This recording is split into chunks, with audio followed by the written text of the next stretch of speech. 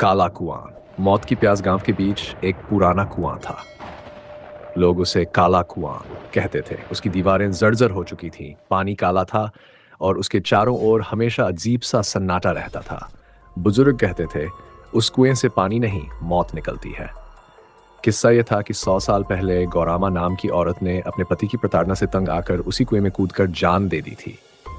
मरने से पहले उसने शपथ ली थी, जो भी मेरे दर्द को अनसुना करेगा उसकी सांसें इसी पानी में कैद हो जाएंगी। तब से कोई उस कुएं के पास जाने की हिम्मत नहीं करता था, लेकिन जिज्ञासा इंसान को कहीं का नहीं छोड़ती। राहुल, विकास और अजय तीनों बचपन से दोस्त थे। वे हमेशा सोचते थे कि आखिर इस कुएं में ऐसा क्या है। गांव वाले डरते थे, पर ये तीनों इसे अंधविश्वास मानते थे। उस रात चांद बादलों में छिपा था। हवा इतनी ठंडी थी कि हड्डियों में चुभ रही थी। तीनों टॉर्च लेकर कुएं की ओर बढ़े। जैसे जैसे वे पास पहुंचे, सन्नाटा और गहरा होने लगा। अजय ने हंसते हुए कहा, देखना, कुछ नहीं होगा, सब फालतू की बातें हैं। राहुल धीरे से बोला, लेकिन अगर कुछ हुआ तो? विकास ने झुंझलाकर कहा, डरना बंद करो, बस अंदर झांकते हैं और चलते बनते हैं। वे कुएं के किनारे पहुंचे। अंदर झांका, सिर्फ अंधेरा। अचानक कुएं से हल्की सी हंसी आई। तीनों ठिठक गए। तुमने सुना? राहुल की आवाज कांपी। हवा होगी, अजय ने टॉर्च घुमाते हुए कहा। लेकिन उसी पल कुएं के पानी में लहरें उठीं और एक धीमी खुरदरी आवाज गूंजी, पानी पियोगे? तीनों के शरीर में सिहरन दौड़ गई। विकास ने हिम्मत करके नीचे पत्थर फेंका, पर आवाज आई ही नहीं। ऐसा लगा जैसे गहराई का कोई अंत ही न हो। टॉर्च की रोशनी भी अंधेरे में निकल गई। राहुल घबराकर चिल्लाया, चलो यहां से। पर उसी वक्त कुएं से पानी उफनकर ऊपर आया और जमीन पर छपाक की आवाज हुई। बदबू इतनी तेज थी कि उल्टी आ जाए। तीनों भागते हुए घर लौटे। अगली सुबह अजीब हालत में बिस्तर पर पड़ा था। उसकी आंखें लाल थीं और वह लगातार बड़बड़ा रहा था।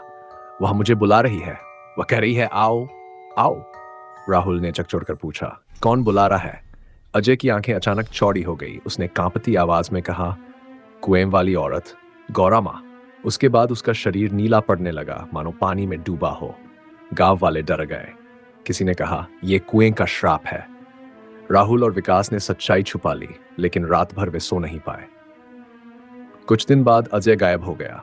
उसके कमरे की खिड़की से पानी टपक रहा था, बिस्तर गीला था और फर्श पर गीले पैरों के निशान कुएं की ओर जा रहे थे। राहुल कांपते हुए बोला, हमें वहां जाना होगा, यह सब खत्म करना होगा। विकास ने डरकर कहा, अगर हम गए तो लौटकर नहीं आएंगे। राहुल चीखा, हमारे दोस्त की जान गई है, सच जानना ही होगा। रात का अंधेरा और गहराता गया। वे फिर कुएं पर पहुंचे। हवा रुक गई, पक्षी चुप हो गए। माहौल इतना खौफनाक था कि जैसे पूरी धरती सांस रोककर खड़ी हो। कुएं से अचानक पानी उबलने लगा। उसके साथ अजय का शव ऊपर आया।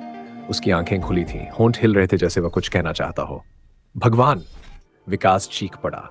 तभी कुएं से गौरामा बाहर निकली। उसका चेहरा आधा सड़ा हुआ, बाल गीले और चेहरे से कीड़े गिर रहे थे। उसने भयानक मुस्कान के साथ कहा, तुमने मेरी नींद क्यों तोड़ी? अब तुम्हारी सांसें भी इसी पानी में घुल जाएंगी। राहुल और विकास जड़ हो गए। विकास ने कांपते हुए कहा, हमने कुछ गलत नहीं किया, हमें छोड़ दो। गौरामा की आंखें खून से लाल हो गई।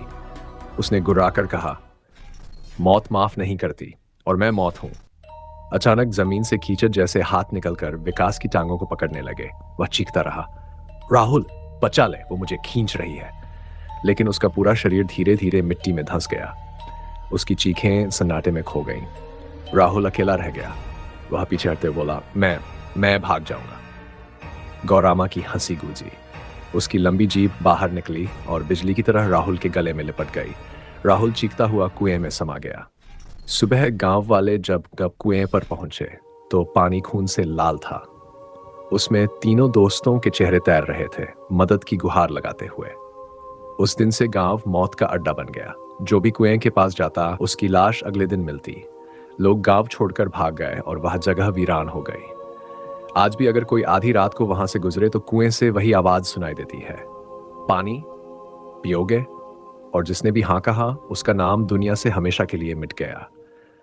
अगर आप उस गांव में अकेले होते तो क्या उस कुएं को मिट्टी से भरकर हमेशा के लिए बंद कर देते या डर के मारे गांव छोड़ देते? कमेंट में बताएं।